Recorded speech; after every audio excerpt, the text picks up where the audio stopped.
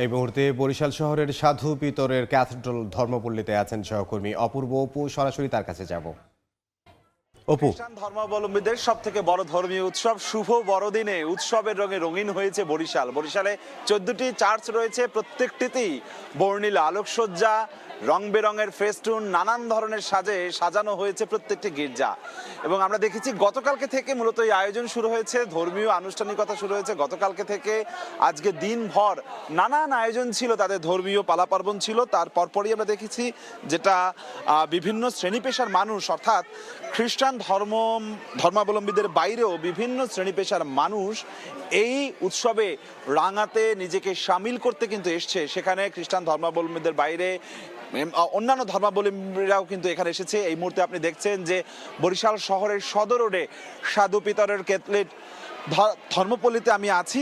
লোকে লোক আনান্য এই অঙ্গনটি, অন্তত এর আগে আমরা অক্সিজেন মিশন চার্চ, ব্যাপটিস্ট মিশনে গিয়েছিলাম, সেই সমস্ত জায়গায়ও আমরা দেখেছি প্রত্যেকটি জায়গায় কিন্তু ব্যাপক মানুষের উপস্থিতি রয়েছে।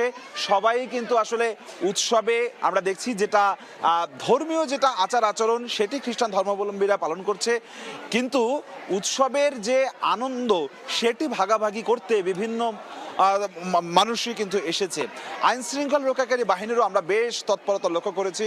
গতকালকে থেকে দেখছি অন্তত বরিশালের পুলিশ বা র্যাব, অন্যান্য যে বিভিন্ন ইউনিট রয়েছে, সেনাবাহিনী, বিভিন্ন আইন শৃঙ্খলা রক্ষাকারী বাহিনী, তারা আসলে তল্লাশি কার্যক্রম তারা অব্যাহত রেখেছে, যাতে কোনো ধরনের অপ্রীতিকর ঘটনা ছাড়া সুন্দরভাবেই এই ধর্মীয় উৎসবটি খ্রিস্টান ধর্মাবলম্বীদের শুভ বড়দিন উদযাপন হয়। আপনি ছবিতে দেখছেন যে আসলে এই মুহূর্তে যে গির্জাটি রয়েছে বরিশালের সদর রোডে, এটি ছাড়া অন্যান্য যে গির্জাগুলো রয়েছে প্রত্যেকটিতেই বর্ণিল আলোকসজ্জায় সাজানো হয়েছে।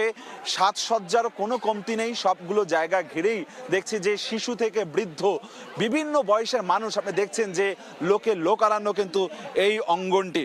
এবং নানান ধরনের ধর্মীয় আয়োজনের বাইরেও নানা সামাজিক আয়োজনও ছিল। এখানকার ফাদার সিস্টার তারা আসলে বলছেন যে পৃথিবীর সমস্ত মানুষের মঙ্গল কামনা করা হয়েছে।